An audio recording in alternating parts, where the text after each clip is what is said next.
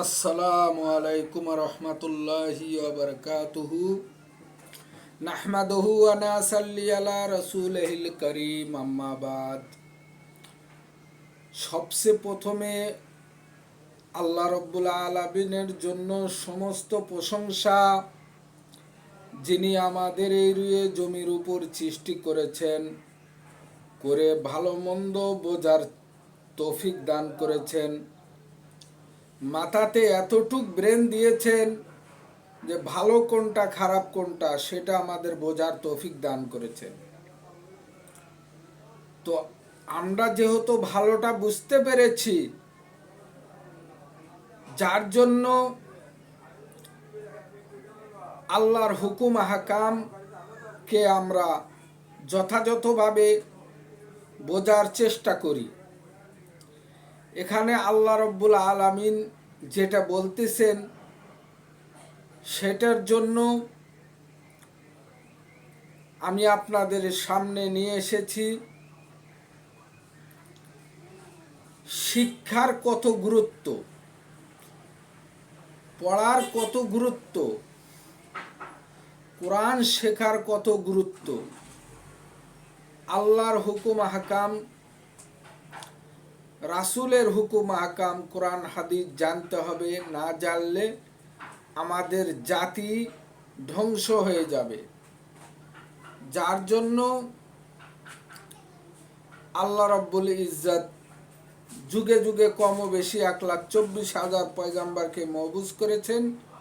সমস্ত নবী রাসূলদের উপরে দরুদ ও সালাম নাজিল হোক, খুশুসান আখিরুজ্জামান তাজদার মদিনী মুহাম্মদ মুস্তাফা সরকারে দু আলম সাল্লাল্লাহু আলাইহি ওয়াসাল্লাম পর। কোরআন শেখার গুরুত্ব আল্লাহর কাছে কত, কোরআনের ফজিলত কি?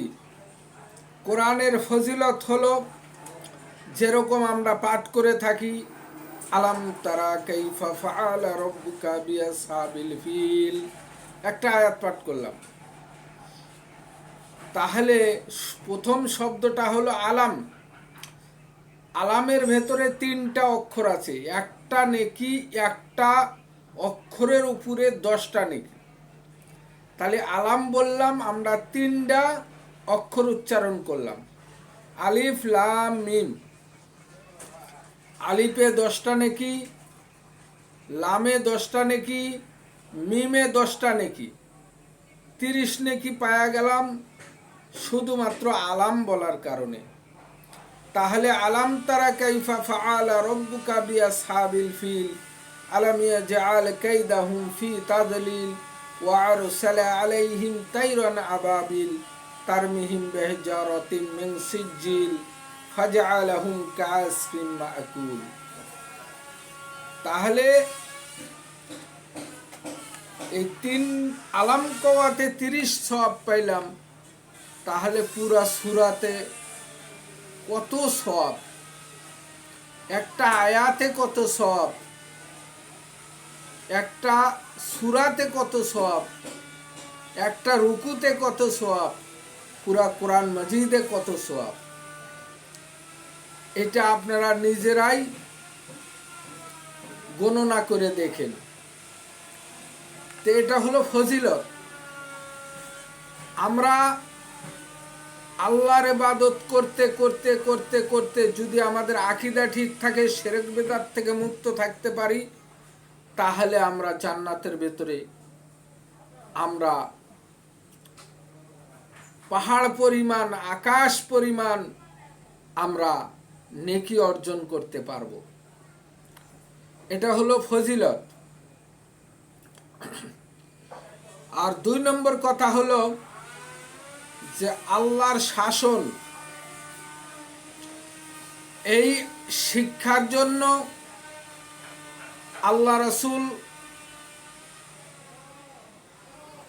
যখন হারায়ে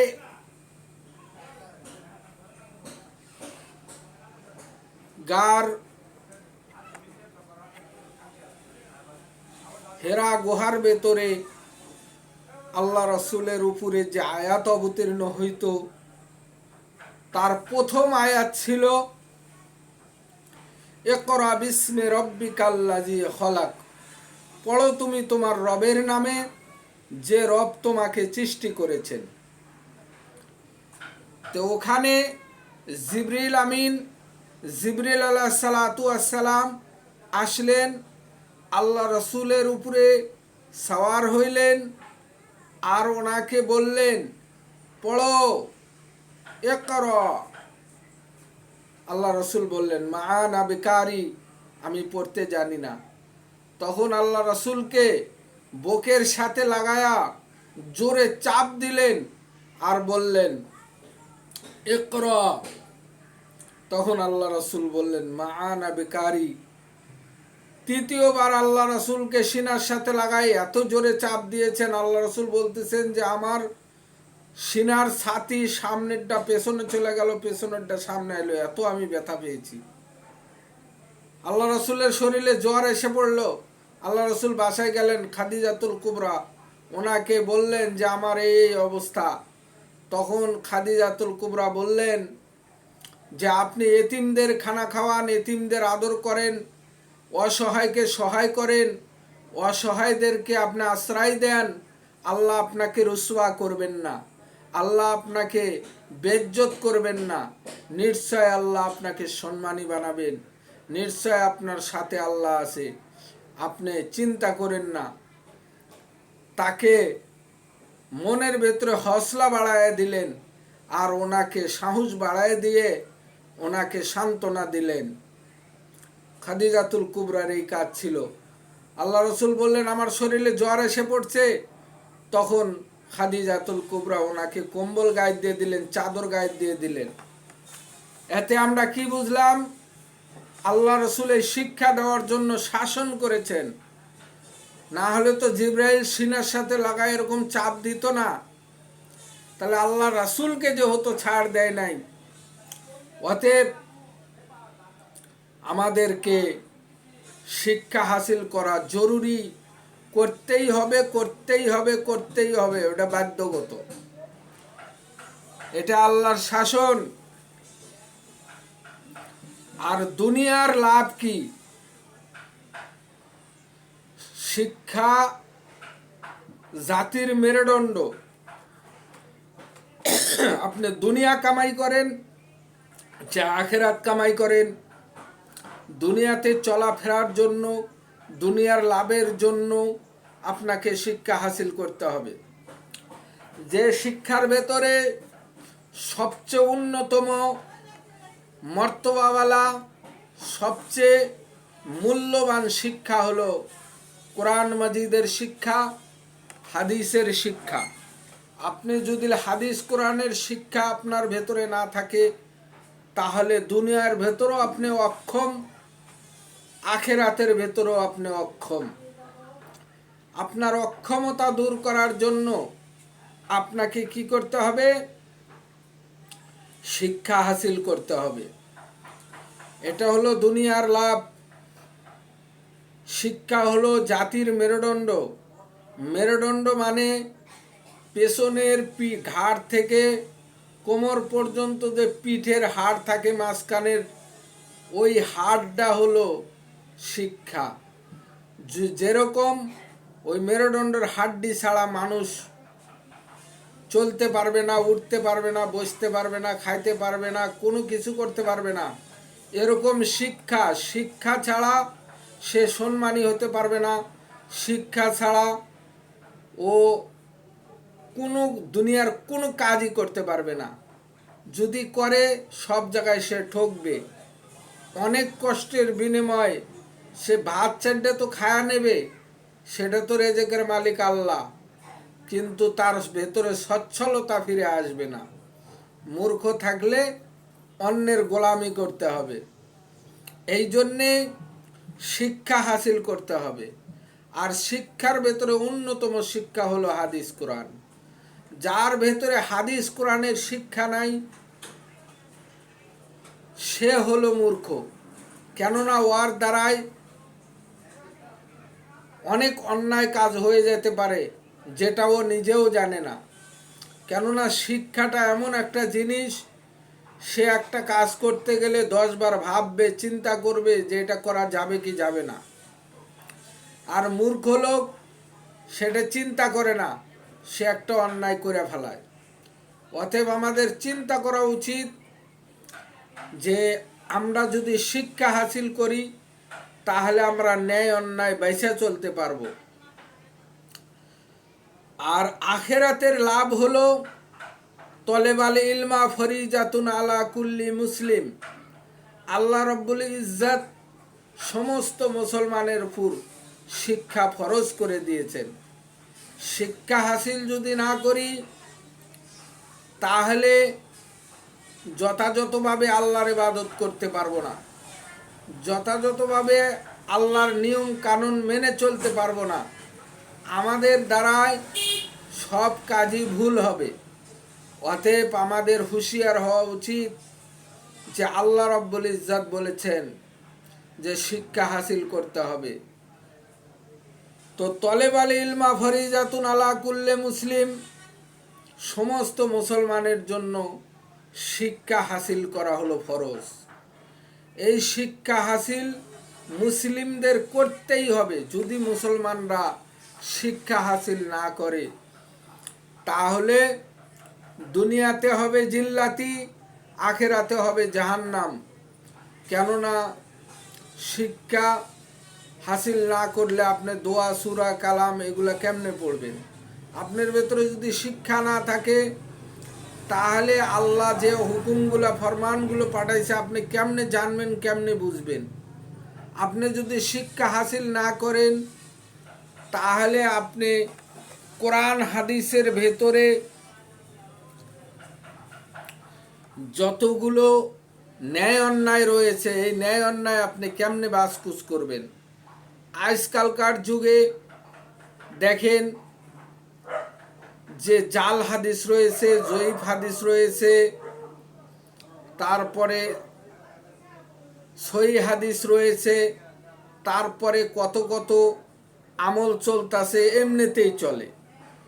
এই বিষয়গুলোর আপনি বাসকুস কেমনে করবেন? আপনার ভেতরে যদি শিক্ষা না থাকে, কোরআন মাজিদের শিক্ষা না থাকে, হাদিসের শিক্ষা না থাকে, তাহলে আপনি এই জাল জয়ীফ এমনিতেই চলে মানুষের শোনাশুনি হাদিসগুলো বর্জন করে সঠিক কোরআন হাদিস মানার জন্য আপনাকে কি দরকার? সেটা হলো শিক্ষা। শিক্ষা যদি না থাকে তাহলে আপনি সঠিক ইবাদত, সঠিক আমল আপনি কেমনে করবেন? এটা করার জন্য আপনার উপরে শিক্ষা হাসিল করা ফরজ। সমস্ত মুসলিমের উপরে শিক্ষা হাসিল করা ফরজ। তো আমাদের গুরুত্ব দেওয়া উচিত, আমরা যদি আল্লাহকে রাজি খুশি করতে চাই, রাসূলকে রাজি খুশি করতে চাই, তাহলে আমার শিক্ষার দরকার আছে। আল্লাহ বলতেছেন কোরআনে, আতিউল্লাহ ওয়া আতিউর রাসূল ওয়া আমরিম মিনকুম। আল্লাহর হুকুম পালন করো এবং রাসূলের হুকুম পালন করো। এবং আমির যদি আল্লাহ রাসূলের কথা বলে তাহলে তার কথা হুকুম পালন করো। যদি তার নিজের পক্ষ থেকে হয় তাহলে তার কথাও মানা যাবে না। আর যদি আল্লাহ রাসূলের কথার সাথে মেলে তাহলে আমিরের আনুগত্য করারও আল্লাহর আদেশ আপনাকে করতে হবে। ফাত্তাবিউনি ইউহিব্বুকুমুল্লাহ। আল্লাহ বলতেছেন যে আমাকে যদি খুশি দেখতে চাও, রাজি খুশি করতে চাও, তাহলে আমার রাসূলের আনুগত্য করো। আমার রাসূলের প্রত্যেকটা ফরমাবরদারির ভেতরে রয়েছে আমার রাজি খুশি। আর যে ব্যক্তি আমাকে রাজি খুশি করতে পারবে তার আমি আগে পিছের সমস্ত গুনাহ খাতাগুলো মাফ করে দিয়ে তাকে আমি জান্নাত দিয়ে দেব। তাহলে বোঝা যায় যে আমি যদি আল্লাহর হুকুম পালন করতে যাই, রাসূলের নিয়ম পদ্ধতিতে চলতে চাই, তার ভেতরে আল্লাহর রাজি খুশি রয়েছে, তাহলে আমাকে করতে হবে শিক্ষা। শিক্ষা হাসিল যদি না করি তাহলে এগুলো আমরা বাইসা কুইসা চলতে পারবো না। আল্লাহর সঠিক দিনকে আমরা বাস্তবায়ন করতে পারবো না। যদি আল্লাহর সঠিক দিনকে বাস্তবায়ন না করি, তাহলে আখেরাতে আপনি ধরা খাবেন, তার বিনিময় হবে জাহান্নাম। আর আমি যদি শিক্ষা হাসিল করি, তাহলে আমি ন্যায় অন্যায়কে বাছকুচ করতে পারবো, অন্যায়কে বর্জন করতে পারবো, আর আল্লাহ রসুলের হুকুম ফরমাবরদারিকে আমি যথাযথভাবে আমল করতে পারবো। এই বলে আমি আমার কথা শেষ করছি। সুবহানাকা আল্লাহুম্মা ওয়া বিহামদিকা আশহাদু আল্লা ইলাহা ইল্লা আনতা ওয়া আতুবু ইলাইকা। আসসালামু আলাইকুম ওয়া রাহমাতুল্লাহ।